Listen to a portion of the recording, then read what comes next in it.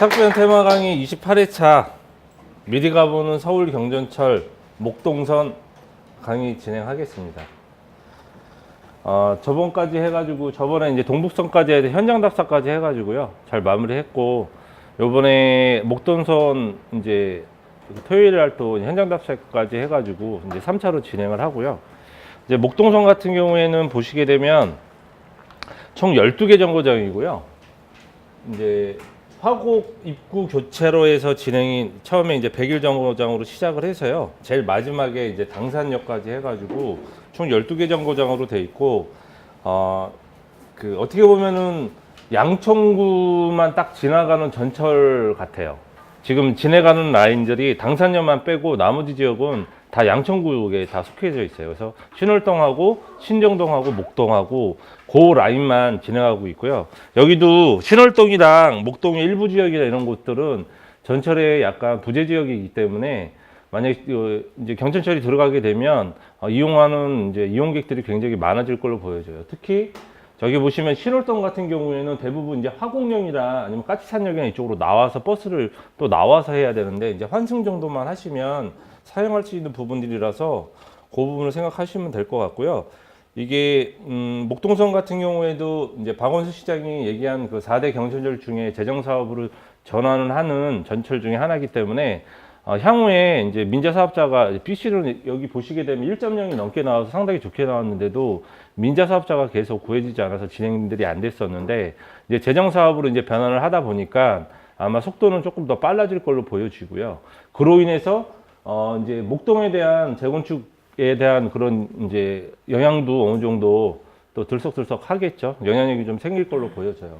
그리고 여기 양천구역 뒤쪽에 보면 여기가 신정동인데, 신정동 뉴타운 지구라고 그래가지고요 거의 이제 마무리 단계에 들어가고 있어요. 그래서 분양도 상당히 잘 됐고 가격도 상당하더라고요. 그렇게 보시면 되고요. 요거는 이제 도시철도 기본계획에 대한 종합발전 방안 연구 요용이라고 해가지고요 2013년도 말 2014년도에 나온 용역 보고서예요. 근데 여기에 이제 그 도시철도 즉 경전철에 대한 연구 보고서 내용 중에 도시 서비스 이제 취약 지역이라고 해가지고요 거기에 가장 많은 지역이 서울에서 이제 38%가 이제 동북권, 서북권, 서남권에 집중이 돼 있다라고 돼 있고요. 그 지역들이 요 지도에 보시면 표시가 되어 있는 거예요. 여기 동북권, 동북 1지역 요 부분이 이제 취약 지역이고, 여기 2지역이고, 그다음에 서북 지역, 그다음에 서남 지역. 여기 같은 경우에 이제 신림동이나 본청동이고요. 여기 신월동, 신정동, 그리고 서북 지역은 남가자동, 뭐 증산동은 아니고 남가저동, 북가저동, 연희동, 그리고 동북 지역 같은 경우에는 도봉동, 그다음에 이 동북선이 들어가는 라인이 있잖아요. 그 라인으로 보시면 되고, 동북 2지역 같은 경우는 면목동, 망우동 이래가지고요 이게 면목선 일로 들어가요. 그다음에 서부권 1지역 같은 경우에는 서부선이 들어가고요. 이 서부선이 연장돼가지고 나중에 이제 신림선이랑 연결이 되잖아요.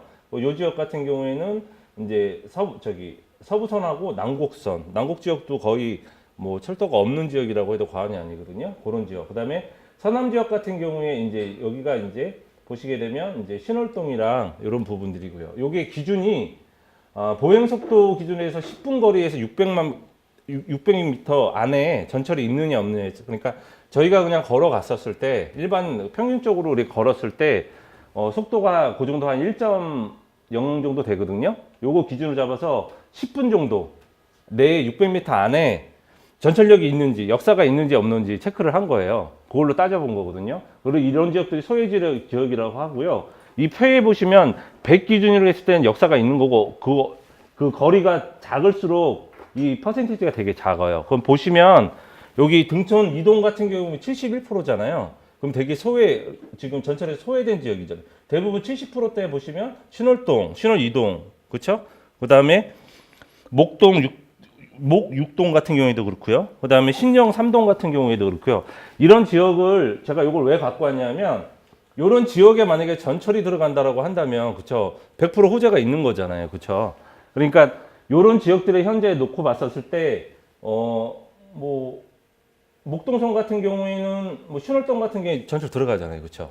그러면 이제 소외 지역에서 벗어나겠죠. 그러면 분명히 호재가 될 수 있는 부분들이기 때문에 요거 한번 체크해 놓으셨다가 확인하시는 것도 괜찮고요. 여기 보시면 답심리 이동 같은 경우에도 보시면 거의 그래도 서울 완전 중시권은 아니지만 근데 중위권 정도로 해서 서울에서 좀 중시권에서 가까운 지역인데 답심리면 이제 강남 쪽도 접근하기 이렇게 나쁘지 않잖아요. 근데 의외로 86 정도밖에 안 돼서 대부분 전철들이 주변에 많이 있기는 하지만 거리가 10분 이상 거리가 있는 걸로 좀 보여져. 그러니까 15분에서 20분 정도 그런 거리가 있게끔 보여지거든요. 뭐 향후에 답심리를 지나갈 수 있는 전철이나 경전철이 들어간다라고 한다면 충분히 호재가 될 수 있겠죠. 그런 관점에서 입지적으로 한번 접근을 해보시는 것도 나쁘지 않을 것 같고요. 그 다음에 이 목동선 같은 경우에 앞에서 보시면 지금 경전철 2호선 여기 당산역이 어떻게 보면 가장 메인이잖아요. 2호선이랑 9호선이 지나가기 때문에 가장 메인이고 또 환승할 수 있는 정거장이 이제 저희가 현장답사 이제 시작점이기도 한데 옥목구역 하고요. 그 다음에 여기 2호선이 지나가기는 한데 환승역은 아니에요. 실질적으로 환승역이 두 군데밖에 없어요. 그러면 경전철은 어떻게 보면은 핏줄을 따지면 거의 사람의 실핏줄과 같잖아요. 그러면 그래도 환승 여건들이 좋아져야 여기에 대한 효과들이 훨씬 더 큰데 이런 차원에서 1호선이랑 7호선을 환승을 할 수 있게끔 하자라고 해가지고 현황 및 과제로 해가지고 국회의원이 제출한 내용이에요. 근데 여기 보시면 남측 연장에서 1호선 환승은 서부 트럭 터미널에서 개봉역까지, 그리고 서측 연장은 서북 트럭 터미널에서 까치울역까지 해가지고 7호선. 그래서 1호선이랑 7호선을 환승할 수 있게끔 하자고 하는 거거든요. 지도를 보시게 되면